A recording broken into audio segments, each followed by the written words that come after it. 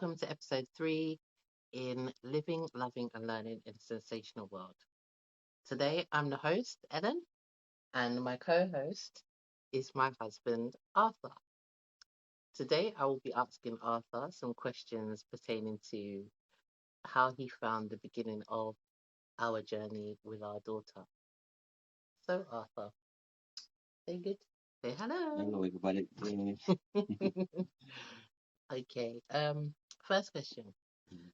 So, when I started to voice my concerns about our daughter, what did you think? What I was thinking, it had been dramatic at the first time. Because when I saw you going online and check up and research all these stuff, I'll just say, oh, this one at the moment, that things that you normally do. They would just, to me, it just you get an extra. But Thanks. it was just one of them one, but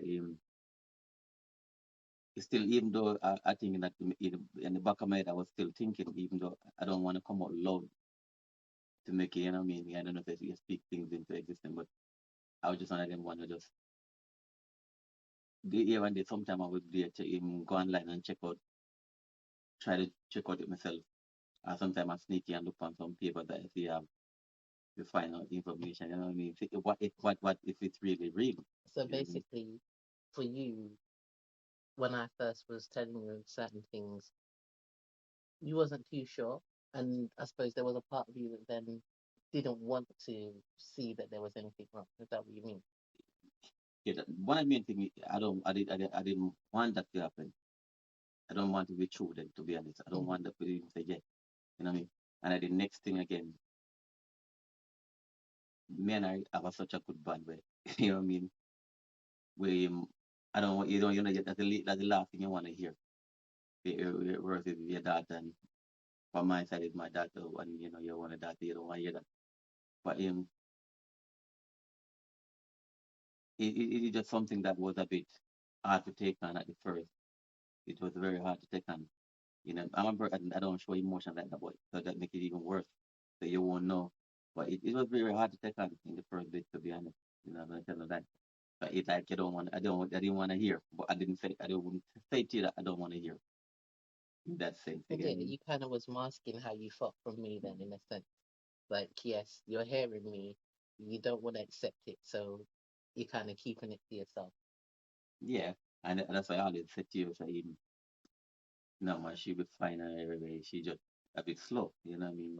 I Yes, mean, and I know what you mean because, of course, she done everything fast, the crawling and walking, and then for me, it was seeing the regression where she stopped doing certain things, and that's where my attention came in. So how did you feel when I had certain discussions with like the nursery and therapists? but at one point I was just telling him, say, I was saying to myself, oh, you're just going overboard because having the people one thing, and I couldn't say nothing wrong, to be honest. I couldn't say nothing wrong.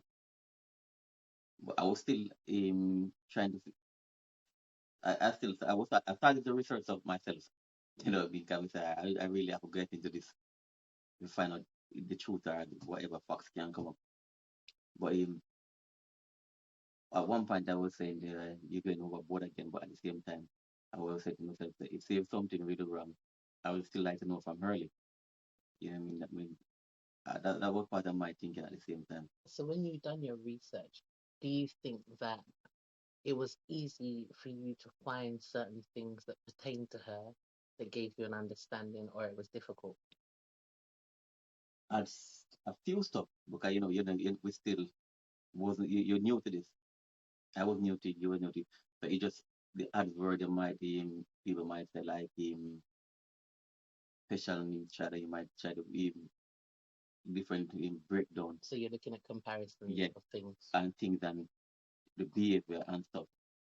So I was looking deep, and some of the behavior she was exposed to, but some of them you don't see. I mean, but as I said, every child is different. That's right. You know what I mean? But you at in early stage, you wouldn't know that. No, because it's all about, as you said, we didn't have a special needs child before. Our oldest child wasn't a special needs child, so it was all new. Um, I think one of the things we did was we had Angelica had a play therapist, um, and she done a lot of therapies and around basically coordination, eye contact, listening. How did you find her and the methods that she used? Well, We're talking about the the lady, lady from Brazil. the lady from Brazil, yeah. No, she was quite, she was quite good. You know what I mean? And I remember even the first time and say she method that she used, and after that you can see how it work and thing, and you say, oh, yeah, she's a specialist and she should do so much stuff and it worked. I mean, so she looked like she's really a special needs child. That's how I used to look at it then, at that point. And gradually she started to do bits and bits a bit different. And each time you can see the progression with her, you know what I mean? So, do you think that when we were using Katia as a play therapist, that gave you another insight into Angelica? Yeah, yeah, definitely. And each time you make a look, you look into things more, and you try to, I mean, to try to find out what I can do. And I mean, we help her, like whatever thing they put in place, try to follow it through. Okay, when we were at Mm. home. When you're home and you try to follow it through, you try to say, yeah, whatever you can do for help to make it get through faster. You just think like it's a speedy stuff. She can get through it quick, but if you help, you know what I mean? In that sense. I get that. I suppose it's a logic. You think that the more you do something, the more it will Yeah. help to, progress. But of course, we saw that that wasn't always No, the no, case. no, that wasn't always the case. And there's some things he did very quickly. That blue dog, red dog. You remember that? Yeah, yeah. And she was good at putting Puzzles. puzzles together, like quick time, and Yeah, then matching. yeah, matching one day. So we used to say yes, she get it there, but the next time she will she progress in some and then Weaker in others. weaker in some bit. Um, we took Angelica to have a private diagnosis. I think you came with me when I did the question and answer session. Mm. How did you find the whole process about deciding to do diagnosis for her? Well, in that sense, instead of I guess you get a proper diagnosis where you can say, yeah, I understand whatever you're doing, yes, at least I say, yes, this is the road you have to take. Okay, so you were in basically having it in black and white Yeah, instead of instead it just being a thought. yeah, yeah, yeah. No, so that's the part that part I feel was a good head go for that bit. When we saw the report, me personally, I thought the report was very accurate. What did you think? Yeah, I think most of it, for me, most of it, I wouldn't look at it hard, but I still say, was saying that she will progress. I was still looking at that bit, to be honest. You still was just hopeful that Yeah, yeah, yeah. maybe it's something she'd grow out Yeah, of. yeah, she will grow with that. Yeah, I totally get that because I think when I read the report, it was a 12-page report, and I think it was about 97% accurate for me of her as an individual. So I thought it was that it was good to have that. And the main reason for us doing that was because we wanted her to have the diagnosis before she started school. Um, that's a good one. How did you feel when we first went to look at St. Nicholas School? To be honest, Sorry, because we did actually remember at first I wasn't too sure, and I thought I wanted her to go to mainstream. you think of talk about mainstream, that was a conversation that we brought up. Yeah. And I would say to her, if she can't argue, better to be around professional people who understand her at the time. And when we visit that school, to be and we have we sitting there meeting. Remember, we have the meeting that we when we done the tour of St. yeah, Nicholas. that was the gentleman named Ah, yes, the deputy head the teacher that deputy was teacher, doing the very tour. nice Yes. gentleman. But and after he explained certain stuff and so, you feel a bit more relief. And for me, I said, yeah, this is the right school for her. Yeah. At that moment, I didn't even have to hesitate. I said, yeah, this is the right school. when him done explain it, and it was really the right school. Yeah, I think we spoke to him after the tour, didn't we? Yeah, And spoke to him about her as an individual and our concerns. And he was really able to explain so many things to us in detail. He had no papers, nothing in front of him. And that for me was very impressive that he was able to just give us so much information. yeah, And a lot of things are things that we've learned about yeah, through yeah, research. So it was really good. And what made it even better was when he turned around and said, although he's the deputy head, he was a teacher first. So he yeah. has Really a good understand. Yeah, relationship with the children. You know, he's not just working with the children from afar, he works closely with them. So that made me feel a lot more comfortable as well. yeah, that was the one. I mean, Um, so when she started school, what were your fears?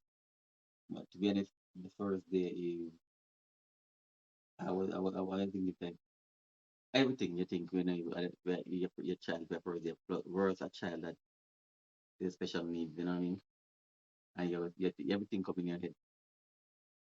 I mean, one that sugar and right and everything, you know what I mean? I appear with that normally appearing to work, but it does work Yeah, because because she every has child is special their needs. first day. Parents Yeah, yeah. like, oh my gosh, their first day. But yeah, And with a special needs child, and there's then that extra. she cry and all kind of stuff. But Oh yeah, she cried. yeah, she cried She that day. cried. She cried. She I cried. think she kept that up for about two That's weeks. all when they reach up, I wonder, yeah, I mean, yeah, I wonder sugar, right? But Yeah, I used to phone the she, school. yeah, but you have to hold it for a minute. Hmm. But after that, you go by and go by. She get loving it, and my heart have a relief, you know what I mean? That they go by and thing, and then she started enjoy the school, and she started running and making her way out, you know, it was so warm, you know, so warm there, just doing everything that by herself. It was nice. At home, what were the main changes that you saw when she first started school? But well, some part of him is our words, when she wish that even the hard things sometime at home. Yeah, one and two words she'd say Yeah, anyway. she would say one and two words, and then she would try to do some stuff what she do at school at home. Like if some look at dance, they would do them wherever them do. She would say, come and dance here, I wonder where she get this from. But you know what I mean? And then it was just try to put things together like what they do it.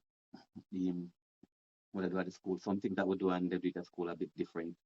You will see she do it different, and then stuff. But if they are process where she learning something new and it's working. And I teacher was very brilliant, so things that she do at school and she carried at home and she do it singing. She used to sing a Yes, lot. because we made sure that Mm, when she was at school and when she was at home, we had enough interaction with her teacher to make sure she had the continuity in both environments. Um, I think one of the main things for me was her interaction with her brother. yeah, yeah, yeah, yeah. 'Cause why that no one of the main thing was she didn't play. You had to That's just right, play by social yourself, communication issues. and then the girl was to start to play with her brother and thing, and not regular but bit and bit you can play, and then you know and at the time she never she couldn't call his name or something like that, but yeah, it was.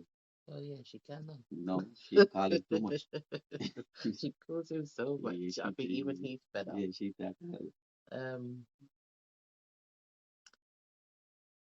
how do you, as a parent, having a child in a special needs school, how do you now view that? But before, I never looked on it in no way, in a sense. And but the next, but in one way, you look on it here and said what people might think. But when you go to the school and you see you meet other parents and you see the children them, and you see the needs of the children and what them getting from the school, it becomes normal because at least you see that your child getting help Yeah, from the school. And that is the main process Yeah, for you them. see the progress of your Is for your child. child to get help and the progression and the system they have in place for your child, which is good. So for me, I would just happy that she getting the help that she needs. Oh yeah, definitely, definitely getting the help and support that she needs. Um, she is now at a point where she is speaking in sentences, and of course, that is an amazing thing. But take me back to how you felt when you realized she didn't have words.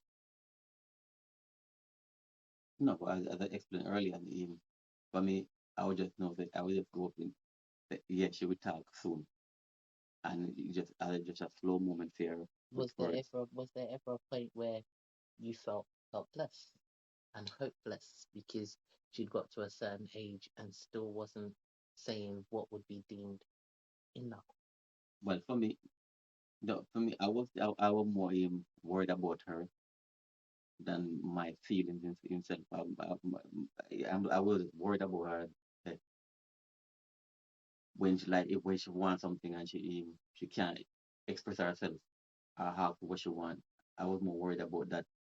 You know what I mean? What she want to do and she did it and sometimes she get so built up when she start to and Yeah, get angry. that's right. And Yeah, yeah, that the part them kind of part there, yeah, frustration. frustration that used to worry me a lot because just to see she when you want something and you can't express yourself and you want to do something you can't express yourself, I can just imagine how hard that can be. So you know what I mean? So that bit was a bit tough for me. I was just on her behalf. I was taking that bit a bit tough. But Do you have any, did you experience any feelings of guilt or resentment pertaining to her being a special needs child when it first became apparent? no, that don't know to be honest. The only thing I would just say, in all people how they treat when I say how they treat them, I say other people how they treat them out on the road. I usually just When think they I say treat other special other needs special needs people? children, yeah. That's what I say. If in case and progress, the treatment you'll get them, you know, So you had a fear of what life would be like for yeah, her in that sense. if if she was If, deemed to be a special needs yeah, child and if in progressing on. progress where she can help herself and move around and stuff like that. That was the main worry concern for me. Another thing. Do you think that from a man's point of view, there was enough support for you as a dad? Well, in general, I don't think it was most support with a man or, or a woman in general until you start to go to, till she start to go to the school and you meet other people and then you meet other people and then you talk. Yeah, you I think build your yeah, own groups I of think that the people. female side have more support than the male side still. Hmm. Up till today, you can say that. And you can say when you even got a function them and stuff, you can't even you can see it also. It's there where you can see the male gets up. And I think to be honest, I think the female are more closer to the child in that sense than the male. Majority of the time, especially from in the beginning process. Hmm. You always have the mother more cling to the situation and they more going more in depth than the male. Do you think that's because for a dad, the whole bonding process is very different from the mother? So basically, of course, people look at it as a mother carries a child, is a nurturer, and so forth. What But for a father, your bonding time properly begins when the child is born. So there's that whole having to learn. that could be part of it, but 'cause me and Angelica they have a good bond. Also, cause once before before her brother me and I have a from a neck all but you know what I mean? Yes. Do a kind of mad but me and her we have a good bond, even though you and I have a bond different. But in case I'm saying that a mother will go all out and do certain stuff in the first place to find out certain stuff. Do you think men are more When laid back? yeah, man or more laid back are some well like in not bad this between him. When I listen to a lot of cases, most of the man them not involved with the mother. Them because them find out that the other child let them leave. There's a lot of cases that I've heard since Since you've been yeah involved with yeah our I heard a delivery lot of and cases stuff. where the man left the woman because the child situation they don't want to be involved But there's at all. also a lot of women that leave men with special needs children. Yeah, but the number is less than it's very fewer than the man than the woman. But I let me think I look at think the so. statistics now. You've been It's compiling your not own statistics. it's about where you're seeing it. That it's and it's natural. You say that, but do you know that you actually told me when you told me that you see people out and about, the mm, majority of the time, the people that you tell me you see it, are males. yeah, it's male. But when you hear most of the cases, then is the male gonna let it fit in for the female. You know what I You mean? mean the man has absconded and left the woman, Yeah. left the But picnic to by be the honest, female? you find more, you find more. I never think because the male maybe can monitor them more. If they depend on the type of the type of what you call now, What environment? if no some of them can be lash out at certain times, so the male might have more strength power in that sense.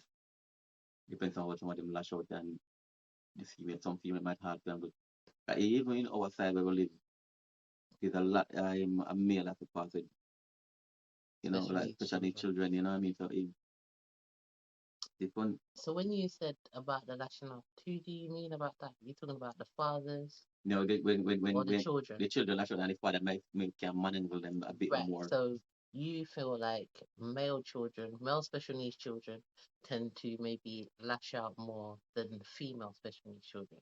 Yeah, yeah, yeah, yeah. And it's funny you said that because me and someone were talking about that the other day. That girls, yeah, they get frustrated and they display anger and frustration, whether it be like and hitting things or slamming things, whereas the males would tend to react more with violence, whether it's scratching, biting, kicking. So yeah, I kind of get Yes, what you I mean give with that. you, yeah, yeah. That's all me. That's my view of Anis too. So as a dad, how proud are you of your daughter Well, and her accomplishment? well, so word alone can explain it, but I just still can use some words. So to be honest, 'cause I love my daughter to pieces, and I mean, I love her very much. You can tell that more than you say, tell me, are your favorite, you're more favorite Angelica than Elijah, which is not. It just, Ah. it just, it just a band, you know what I mean? Yeah, well, they're two different children. Well, Yeah, we have three children. So we got 19-year-old, 7-year-old, and 5-year-old. And yes, she is the only girl. So of course, daddy's baby, you know? yeah. Yeah, but to me, and then you see the struggle where she have to go through, and then you see the progress and everything. With the way she can come and call daddy and she play a little tricks now and then to try to get stuff. Yeah, she Yeah, got a her little whole sneaky bit. personality just shining through. Yeah, I mean, and then and with all of that and the progress is a wonderful thing. You know what I mean? And sometimes when that way you'll be looking for a long time, your data calling your daddy and everything, and care out and some things they're looking for, and you see the take time happening, and it's just amazing. You know what I mean? It's just awesome that the word we can use. It's awesome to see the progression of for share progression. We have to thank the school, and the teachers them at the school also for their help. Cause I think they're very great teachers. Yeah, I'm very You know what I supportive. mean? And very supportive, and it just good to be honest. It's just a wonderful, wonderful.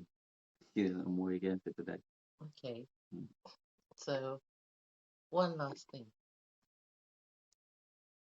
What would you, as a man, mm, as a father, say to other fathers out there who maybe are going through this at the moment and finding it difficult to understand how to navigate this process? Because, sorry, I know that sometimes men don't really verbalize, as you yourself said, they don't really speak so much about how they feel when it comes to certain issues with their child who may be about to be diagnosed as a same child. So, what advice would you give them from your point of view, having gone through what you've gone through? Well, for anyone that can watch this podcast, there's a lot of there's a lot of there's a lot of support out there. And if they are in doubt, just check it out. Go online. Well, you got rhymes. If you're in doubt, just check it out. There's a lot of resources out there for you to help parent, whether man or woman. 'Cause that a woman in doubt. Not also, 'cause I have a friend of mine, a perfect example. I have a friend of mine in over in North London, and the dad, you want a child to but the mom refused. The dad believes there's something wrong with the Yeah, child, but the mum doesn't. the mom doesn't. Okay. So yeah, that's a different story again. So that's what I'm saying. There's resources both for help in both man and woman out there. And even the we talking now, that will add to the resource. You know what I mean? And I'm alone is also there to get all the help you want. There's a lot of information there. You know what I mean? And this is just this is just a good stepping stone for any father who want more information.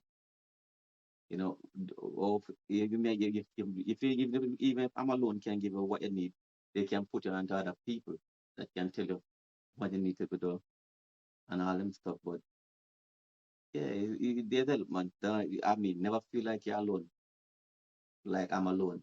No, you're not alone. The plug, yeah. This is the plug. Well, thank you for watching episode 3 of our podcast with me, Ellen, and my lovely husband, Arthur. I hope that you were able to take some positive things away from this evening. You know, a lot of the time, as my husband said, yes, there seems to be a lot of resources for women. And myself and Natanya wanted to be able to involve our husbands to give the perspective from a male point of view. So I hope you've enjoyed this episode and we look forward to seeing you again soon. Bye bye.